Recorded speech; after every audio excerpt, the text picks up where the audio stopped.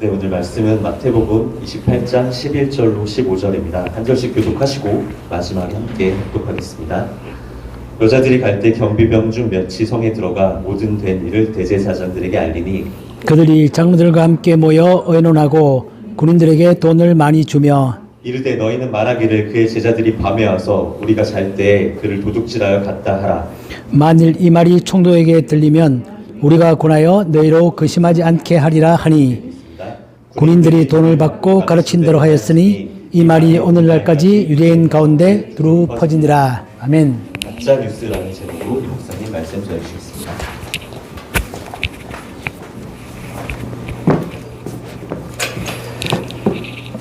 안녕하세요. 우리 총무님 목소리 너무 좋죠? 총무님 손 듣다가 제 목소리 들으니까 좀 뭔가 좀 분위기가 다운되는 느낌? 그건 안 드세요? 네. 반갑습니다. 네. 제 설교는 20분에 딱 마칠 거고요. 20분부터 마지막 정리 5분 하고 그렇게 끝내는 걸로 그렇게 하겠습니다. 여러분 참 점심시간에 엄청 바쁘신데 그 바쁘신 가운데 이렇게 시간을 내서 모인다는 게 참 쉽지 않은 일입니다. 그죠? 네. 아무튼 참 감사드리고요. 오늘 제가 제목을 뭐로 붙일까 생각하다가 원래는 이제 성경대로 말하면 거짓정은 그렇게 붙여야 되는 게 맞는데 요즘 우리가 많이 듣는 말로 바꾸면 그게 이제 가짜 뉴스 같더라고요. 그래서 제목을 제가 가짜 뉴스라고 붙였습니다. 요즘 우리 사회에도 참 혼란스럽죠. 우리가 뭐 사회를 볼 때마다 어떤 사실을 들을 때마다 저게 팩트가 뭔가 그러니까 정확한 팩트를 안다면 그 팩트에 근거해서 여러 가지 판단들은 서로가 다 다를 수 있습니다. 나는 똑같은 사실을 듣고 나는 이렇게 판단한다. 누구는 저렇게 판단한다. 그 생각은 다를 수 있는데 사실은 우리가 알고 싶은 그 사실의 진짜 팩트가 뭔지가 서로 다르면 그 다음부터 얘기가 안 되는 거죠. 그 정말 이 팩트가 뭔지가 항상 중요한 얘기가 되는 거고 그래서 우리가 진실 공부를 하게 되는 거고 진짜 팩트가 뭐냐 우리가 직접 그 사실을 다 조사할 수 없기 때문에 조사한 사람들이 정확하게 보고해주면 팩트는 다 같이 공유하고 같은 팩트 위에서 우리가 판단을 서로 다르게 할 수 있겠다. 다른 의견을 낼 수 있겠다. 그렇게 생각되는 건데 이 팩트가 달라버리면 그 다음부터 얘기 안 되는 거죠. 이제 그런 것들을 오늘 우리가 성경을 보면 오늘 성경 본문에서도 그러한 일이 일어나고 있습니다. 당장 얼마나 중요한 사건이냐면 예수님의 부활이라는 엄청난 사건에 대해서도 이제 그러한 일이 벌어지고 있는 거죠. 이 가짜 뉴스라는 것은 역사적으로 보면 오랜 역사가 깁니다. 사람들이 가지고 있는 자기의 권력과 이익을 위해서 오랫동안 이용되어 온 도구라고 보는 거죠. 우리 기록에 보면 옛날 로마 시대 때 처음 로마의 첫 황제가 된 옥타비아누스, 아우구스투스죠. 아우구스투스가 안토니우스와 삼두 정책을 끝내기 위해서 막 싸울 때 그때 그 상대방을 비방하기 위해서 가짜 뉴스를 만들어서 퍼뜨렸다. 그런 이야기들이 있고요. 또 우리가 잘 알고 있는 것처럼 중세 시대에 마녀 사장 시대에도 가짜 뉴스가 많이 만들어지는 거죠. 또 우리가 근대로 들어오면 미국에서 19세기에 독자들의 시선을 끌기 위해서 그 당시에 뉴스라는 게 막 새로 만들어지고 독자들이 신문도 사보고 하던 뭐 그런 시대라서 그럴 때 독자의 시선을 끌기 위해서 과도한 취재가 이루어지는 거죠. 그래서 어떻게 하면 사람들이 시선을 끌 수 있을까? 그 생각을 하면서 가짜 뉴스가 많이 만들어졌다. 그걸 우리가 황색 저널리즘 그렇게 부르는데 그런 것도 있었다고 역사책에 기록되어 있습니다. 요즘 같으면 옛날보다 더 심하죠. 인터넷이 있고 SNS가 발달하면서 그런 가짜 뉴스가 쉽게 만들어지고 멀리 퍼지는 그래서 사람들에게 더 많은 영향을 주는 그런 일들이 생겨납니다. 이 가짜 뉴스를 방지하는 것은 굉장히 어렵다. 역사적으로 오래된 것이고 또 사람들이 마음 가운데 뭔가 시선을 끌기도 하고 상대방을 좀 폄하시키기도 하고 그런 것들 때문에 이 가짜 뉴스는 정말 방지하기가 정말 힘들다. 그래서 링컨이 이런 말을 했습니다. 링컨은 그러한 일들이야말로 정부가 해야 되는 일이다. 밑에 보시면 링컨이 이렇게 말했습니다. 나는 국민들을 믿는다. 그들에게 진실이 주어진다면 그들은 어떤 국가적 위기도 극복할 것이다. 가장 중요한 점은 그들에게 있는 그들의 사실을 알려주는 것이다. 링컨이 했던 말입니다. 그러니까 링컨 시대에도 이런 가짜 뉴스가 많았고 링컨 입장에서 보면 국민들에게 진짜 사실이 뭐냐 그걸 잘 가르쳐주면 국민들 스스로 그 위기를 잘 극복할 수 있을 것이다. 그 정부가 해야 될 일은 뭐냐 진짜 사실이 뭐냐라는 것입니다. 그런 것 그만큼 우리가 정부가 링컨도 이것이 얼마나 중요한 일인가를 생각했던 것처럼 그만큼 어렵고도 또 중요한 일이다라는 것입니다. 오늘 본문에 봤던 것처럼 부활에 대해서 가짜 뉴스가 만들어집니다. 자, 대제사장들은 신기하게도 예수님께서 살아계실 때 내가 죽을 것이고 내가 죽고 난 다음에 부활할 것이다. 그런 말씀을 한 4번 하셨는데 제자들은 그 말을 듣고 다 잊어버렸지만 이 대제사장들은 그 말을 잘 기억하고 있습니다. 신기하죠? 어떻게 예수님을 따라다녔던 예수님을 추종했던 그 제자들은 그 말을 다 잊어먹었지만 그를 반대했던 그를 적대시했던 대제사장들은 오히려 그 말을 더 잘 기억하고 있습니다. 그래서 예수님 죽고 난 다음에 총독에 그렇게 말하는 거죠. 저 예수라는 사람이 살아있을 때 자기가 죽고 나면 부활할 것이다. 그런 말들을 많이 했다. 그렇기 때문에 혹시나 제자들이 훔쳐가서 부활했다라는 말을 할 수도 있다. 그러므로 우리가 군대를 파견해서 잘 지키자. 그렇게 말했습니다. 그런데 이것이 그렇게 대비를 했건만 그들은 그 예수님의 부활을 막을 수가 없었던 거죠. 왜냐하면 누가 하는 일이다? 하나님이 하시는 일이다. 그 누구도 막을 수 없는 그런 일이 실제로 발생을 했던 것입니다. 그래서 이들은 잘 몰랐다. 방심하고 있었다. 그런 게 아니라 정말 예수가 살아있을 때 그렇게 말했고 예수의 말대로 정말 부활한다면 그 파장은 엄청난 것이 될 것이다. 그렇기 때문에 군대를 파견해서 잘 막자. 그렇게 생각했던 것입니다. 그래서 오늘 이 사건이 벌어지는 거죠. 자, 여러분, 부활이라는 것이 기쁜 소식입니까? 아니면 절망의 소식입니까? 기쁜 소식이죠. 대제사장들이 설령 그 당시에 자기들의 입장 때문에 저 부활을 막고 싶었겠지만 사실은 그들에게도 그 부활은 엄청나게 기쁜 소식인 것입니다. 예수님께서 요한복음 6장 40절 정말 중요한 말이죠. 우리 같이 한번 읽어보실까요? 시작. 내 아버지의 뜻은 아들을 보고 믿는 자마다 영생을 얻는 이것이니 마지막 날에 내가 이를 다시 살리리라 하시니라. 자, 예수님은 자기가 살아계실 때 내가 죽을 것이고 죽고 난 다음에 내가 부활할 것이다. 그런 말도 하셨지만 또 자기를 믿는 자들도 내가 다시 어떻게 한다? 살린다. 그렇게 말씀하셨습니다. 요한복음에 보면 이 말이 한 번만 나오는 게 아니고 한 2번 정도 나옵니다. 그렇기 때문에 예수님의 제자들은 설령 뭐 그런 일이 일어날 수 있을까? 라고 생각했다 할지라도 대제사장들은 예수님의 그 부활의 말을 기억했다면 이 말도 같이 기억해야 되고 정말 예수님이 부활하셨네? 그렇다면 우리가 잘못 생각했고 이제 정말 예수님의 부활을 통하여 우리도 성경에 약속한 것처럼 우리도 부활할 수 있겠다 라는 희망을 가져야 마땅한 거죠. 그래서 그들에게도 이 부활은 우리의 예상이 틀렸다, 우리의 적이 승리했다, 그런 절망의 소식이 아니라 나도 이제 마음을 돌이키면 예수 그리스도 믿게 되면 나도 부활할 수 있겠다라는 사실에 엄청난 기쁨의 소식임이 분명합니다. 그런데 그들은 그걸 놓치는 거죠. 무엇 때문에? 작은 현실적인 자기들이 작은 정말 현실적인 그런 이익 때문에 그들은 큰 기쁨의 소식을 놓치는 것입니다. 이게 어리석은 거죠. 정말 어리석은 거죠. 그래서 예수님 말씀처럼 예수님을 보고 믿는 자마다 영생을 얻게 하는 것이 하나님의 뜻이고 예수님은 반드시 마지막 날에 그들을 다시 살리겠다. 그렇게 말씀하시면서 내 말이 헛된 뻥이 아니라 진짜다. 그걸 보여주기 위하여 죽은 나사로도 살리시고 또 나아가서 예수님 자신도 십자가 죽으시고 다시 부활했고 그걸 막을 수 있는 모든 조치를 다 했음에도 불구하고 예수님은 정말 부활하시고 그렇다면 그들은 솔직했다면 그들이 정직했다면 자기들이 지금까지 우리가 잘못 생각했구나. 그걸 마음을 바꾸고 받아들여야 되는 거죠. 근데 참 사람들은 그렇지 못하다는 것입니다. 그들은 가짜 뉴스를 만들어내는 것은 그들이 했던 엄청난 실수인데 그들은 자기들이 경비병을 세웠습니다. 자기들이 세운 자기들의 직원, 그 군민들이 와서 보고를 들었습니다. 그렇다면 그 사실을 받아들이고 믿어야죠.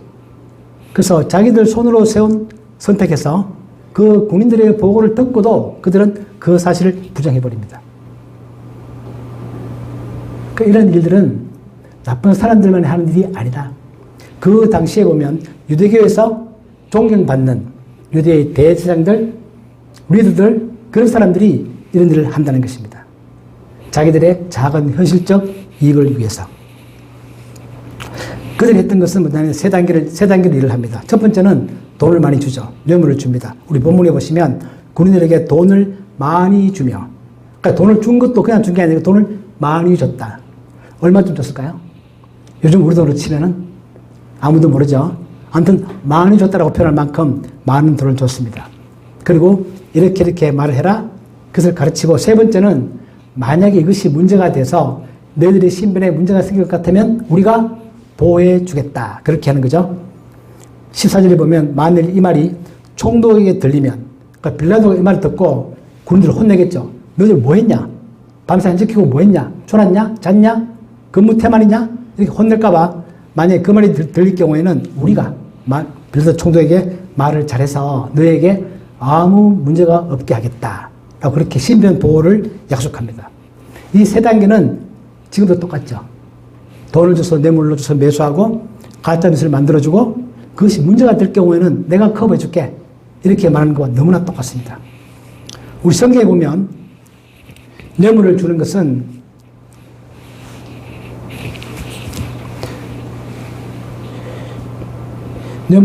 죄죠. 왜냐하면 뇌물을 받는 것도 죄라고 되어 있기 때문에 뇌물을 준다는 것은 당연히 죄입니다. 그리고 뇌물을 받는 사람들을 하여금 뭔가 실수하게 만들고 죄를 짓게 만드는 것이기 때문에 그 사람을 올무에 거는 거고 그 사람을 잘못되게 만드는, 실족하게 만드는 그런 일이죠. 우리 뇌물과 선물은 뭐가 다릅니까? 선물은 자기 마음의 감사함의 표현이고 뇌물이라는 것은 자기의 이익을 위해서 뭔가 잘못된 행동을 하도록 유도하는 거죠. 그러니까 우리가 이것이 뇌물인가 선물인가는 그런 동기를 보고 우리가 판단할 수 있습니다. 우리가 생일날 가족에게 뭔가 선물을 한다. 내 친구에게 선물을 한다. 그건 자기 자신을 위해서 뭔가 잘못된 행동을 하도록 유도하는 것 아니죠. 그러니까 그거 선물입니다. 성경은 선물을 칭찬하고 뇌물을 부정합니다. 그러니까 우리가 선물과 뇌물을 잘 나누어 생각해야죠.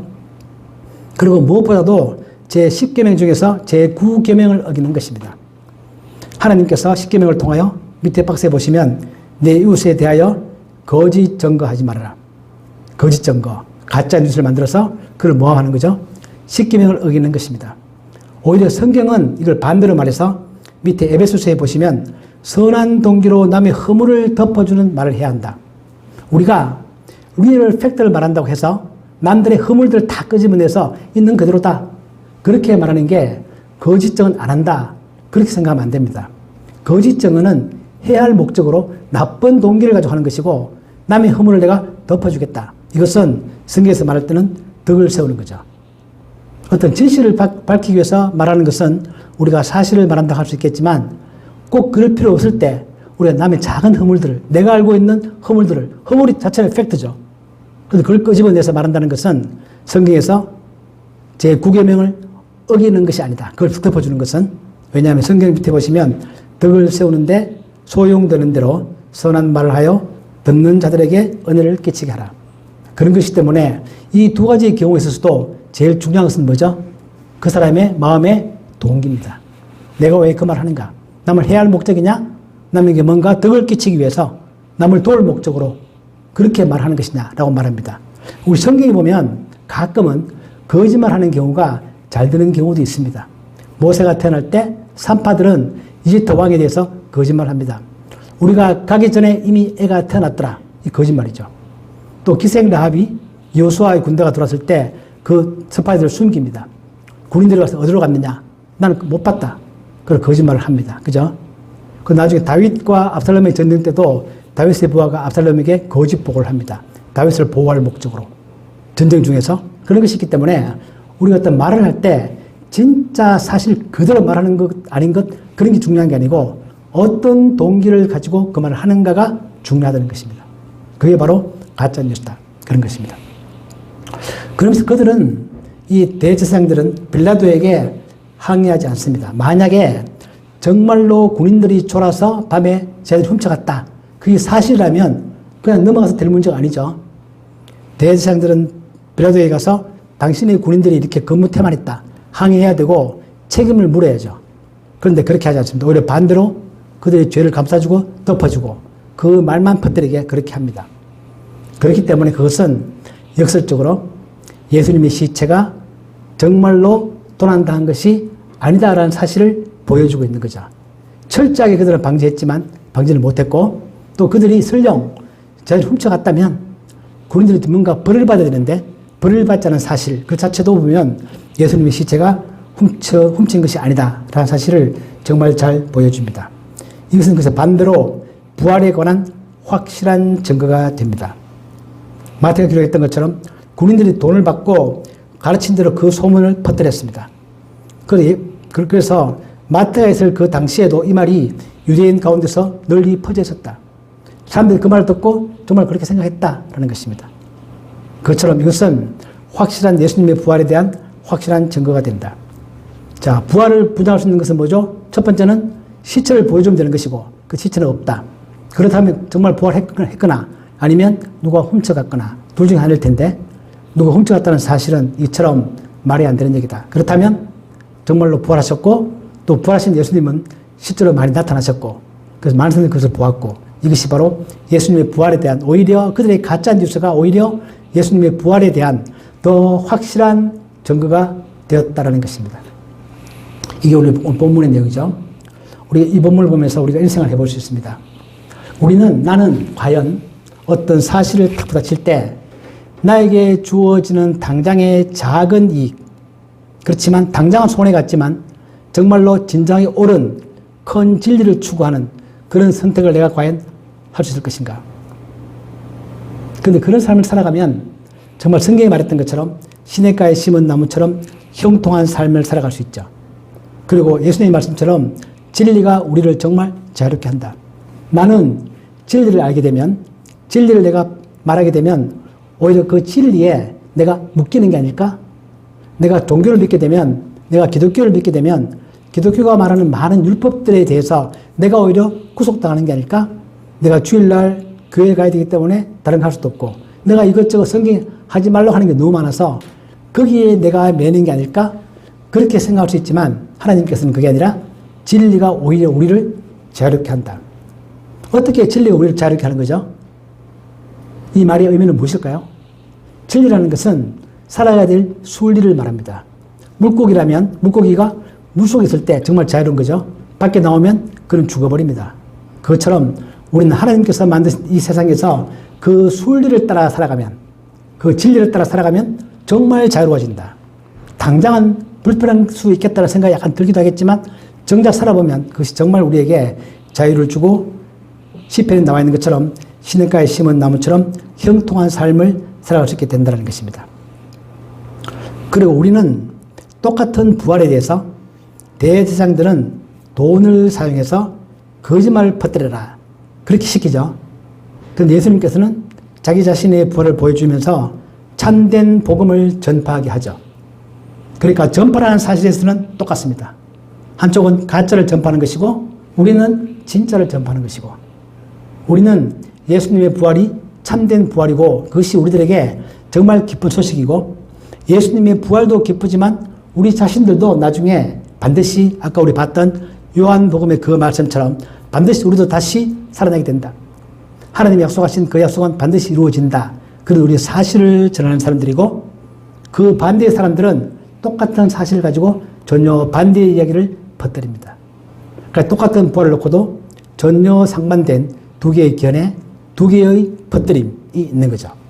그래서 성경이 우리들에게 말하는 것은 우리가 예수님의 부활을 정말 믿는다면 우리 여러분들이 예수님의 부활을 정말 믿으세요? 자신 있으세요? 그리고 예수님 말씀처럼 나도 나중에 반드시 부활한다. 왜냐하면 그것은 하나님이 원래 인간을 만들 때 영생하도록 창조하셨습니다. 그죠? 최초에. 그 인간들이 선악과에서 선악과를 먹고 죽게 된 거죠. 그렇기 때문에 예수 그리스도를 믿는 자들은 정말 하나님의 말씀처럼 우리도 영원히 살게 되는 것이고 단지 몸만 사는 게 아니라 진정한 하나님이 원래 계획하셨던 그러한 삶을 살아간다. 라는 사실을 우리가 믿는다면 우리는 그 사실을 전하는 게 당연한 거죠. 막 소문내서 전하는 게 아니라 그냥 나의 삶을 통해서 자연스럽게 전하는 것. 너무나 자연스러운 것이고 그러나 정반대의 사람들은 너무나 안타깝게도 그들은 그 기쁜 소식을 받아주는 기회를 그 순간은 놓치는 것입니다. 왜? 무엇 때문에? 자기의 작은 이익 때문에. 그게 바로 그들을 잘못했던 것이고 그래도 뒤에 보면 제사장들도 많이 회개를 많이 합니다. 사도행전에 보면 회개해서 다시 받아들이는 그런 사건들이 일어납니다. 그렇기 때문에 우리가 이러한 사실을 보면서 우리가 현재 겪고 있는 가짜 뉴스를 많이 보거나 또는 답답한 그런 현실 가운데서도 저러한 현실들은 우리나라에만 요즘만 있는 게 아니다. 역사적으로 사람들은 죄성 때문에 그런 걸 만들어낸다. 그걸 보면서 답답해하지 말고 그냥 조용하게 진실을 전하는 그런 사람들이 되면 하나님께서 이 모든 것들을 잘 정리해 나가셔서 결국 주님의 뜻이 이루어지는 그런 날들이 반드시 오게 되어 있습니다. 우리 그런 것을 믿고 살아가면 용기를 얻을 수 있고 희망을 가질 수 있고 답답한 마음을 풀어낼 수 있는 거죠. 자, 우리 그렇게 이 사실을 보면서 하나님을 의지하면서 진리를 받아들이고 무엇이 진리인가 아닌가를 분별하고 또 진리를 받아들이고 또 그 진리를 조용하게 전하는 우리 모두가 되시기를 주님 이름으로 축복합니다. 아멘. 아버지 하나님, 오늘 우리가 예수님의 부활하는 엄청난 사건을 보면서 대제사장들이 자기들의 작은 이익 때문에 그 부활을 애써 부정하고 또 가짜 뉴스를 만들어서 퍼뜨리는 그러한 장면들을 봅니다. 하나님, 우리도 혹시나 나의 본의 아니게 이러한 일을 하게 되지 않을까 가끔 두려울 때가 있습니다. 그러나 우리가 이러한 것들을 만날 때마다 하나님을 생각하고 진리의 말씀을 생각하면서 나는 정말 진리를 말하는 그러한 사람이 되기로 다시 한 번 더 결심해 봅니다. 우리의 이러한 결심이 흔들리지 않게 하시고 우리가 이러한 상황들을 만날 때마다 잘 판단할 수 있는 지혜도 우리에게 허락하여 주옵소서. 예수님의 이름으로 기도하옵나이다. 아멘.